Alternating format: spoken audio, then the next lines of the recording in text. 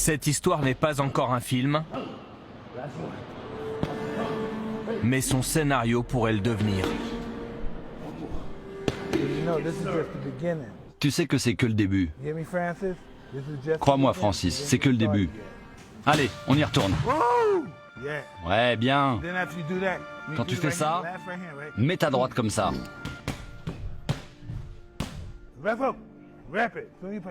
Rapide. Allez, envoie tout ce que t'as. Tous les combats de ma vie ont été des paris fous. Il y a Mike Tyson qui est là. Ça veut dire, il croit quand même. Il croit en moi. C'est un combat que j'ai déjà gagné. J'ai gagné déjà par le fait d'avoir prouvé, d'avoir rendu ce combat possible. Avant d'être un colosse d'1m93 pour 120 kilos, Francis Ngannou est un migrant venu du Cameroun, où il a côtoyé la mort. Il grandit dans la pauvreté. Dès 9 ans, il casse des cailloux dans des mines de sable. Et à 15 ans, voit son père s'éteindre. J'ai vu mon père mourir sans aller à l'hôpital. Il a été malade pendant des mois, sans toutefois pouvoir aller à l'hôpital. Et pendant des années, ça m'a beaucoup marqué parce que je me rappelle, je regardais ma mère parfois et je me disais, si jamais ça lui arrive la même chose, que ferais-je? C'est le déclic. Sans prévenir sa mère, il part en avril 2012 sur la route d'une vie meilleure. Un quotidien de tous les dangers. Il traverse le Nigeria, le désert du Niger, l'Algérie et rallie enfin le Maroc, aux portes de l'Europe à Melilla.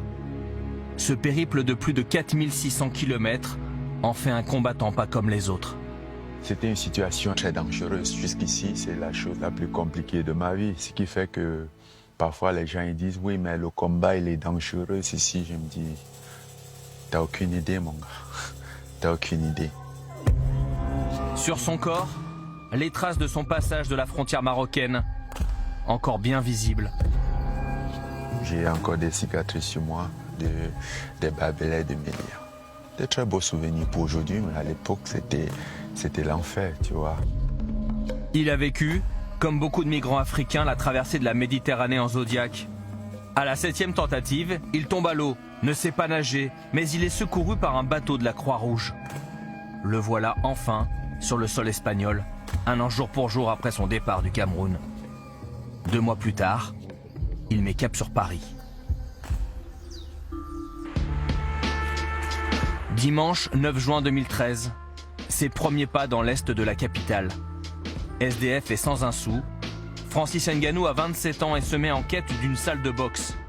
Il pousse la porte du Kéjin dans le 11e arrondissement. Je me rappelle la première fois quand je suis entré ici, et pour moi c'était la salle du champion du monde. C'était ici que ça devait commencer. Didier Carmon était assistant coach et se rappelle avec émotion de sa rencontre avec Francis. Ouais, ça rappelle quand même des bons souvenirs quand même. En face de lui, un sacré gaillard, pas du tout abattu. On n'aurait pas dit quelqu'un qui dormait dehors en fait. Alors que oui, il dormait dehors, dans un parking, sur un matelas à la gare de Lyon. Mais c'est quelqu'un de digne, cette espèce de dignité. Il n'était pas du tout dans la complainte ou en train d'essayer de...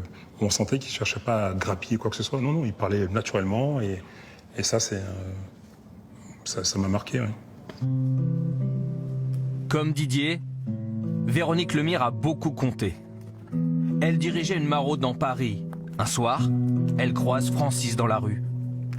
Elle l'aide à sortir de la précarité, croit en lui. C'est la rencontre qui va tout changer pour Francis. Avec les années, ils se sont un peu perdus de vue.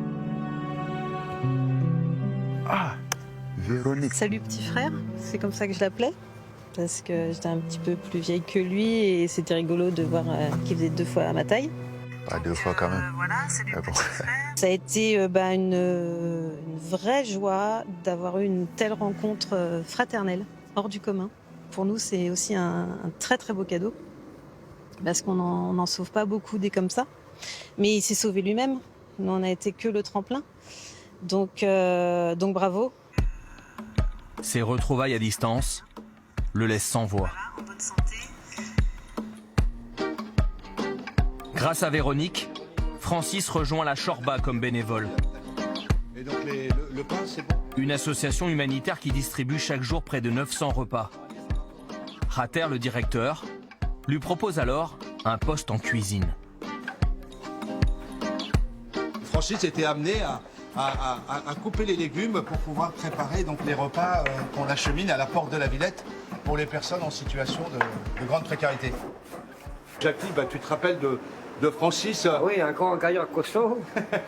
Et puis quand il revient, il est très simple, hein, tu as vu encore une fois. Oui, franchement, Voilà. toujours le même. Hein, toujours le même, hein, Ouais. il est incroyable.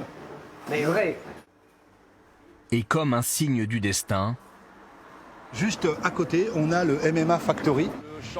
Rater facilite le contact. Et voilà comment Francis fait ses premiers pas dans ce sport. Parti de zéro, il explose. Sa force brute fait des ravages. En 2015, il rejoint l'UFC, puis devient champion du monde des poids lourds en 2021, taillé d'une solide réputation. C'est un animal. C'est quelqu'un qui a une génétique monstrueuse et ça ne trompe pas. Sa force est vraiment herculienne. Quand il frappe, quand il touche, tout le monde a peur de ça. Hein. C'est vrai. Et du punch, il en faudra pour faire tomber le grand Tyson Fury. L'Anglais est l'incontestable numéro 1 des poids lourds, invaincu et pas du tout impressionné par son adversaire. Je suis impatient de donner tort à ceux qui doutent de moi une fois de plus. Parce que quand ils doutent de moi, ça se passe toujours. Ça finit toujours par bien se passer. Donc, j'espère que cette fois, ce serait pareil. Sa vie est un parcours du combattant. Francis Ngannou repousse toujours chaque obstacle devant lui. Il a peut-être une bonne étoile, mais surtout, un courage énorme.